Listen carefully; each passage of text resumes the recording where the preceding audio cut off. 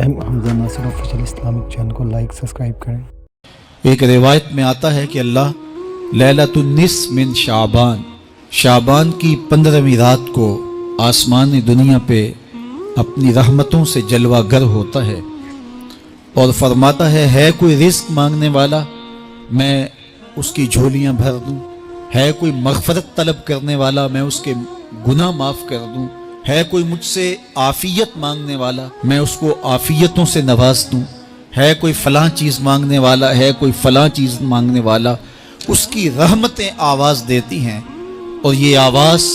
غروب آفتاب سے لے کر کے طلوع فجر تک مسلسل بندوں کو دی جاتی ہے،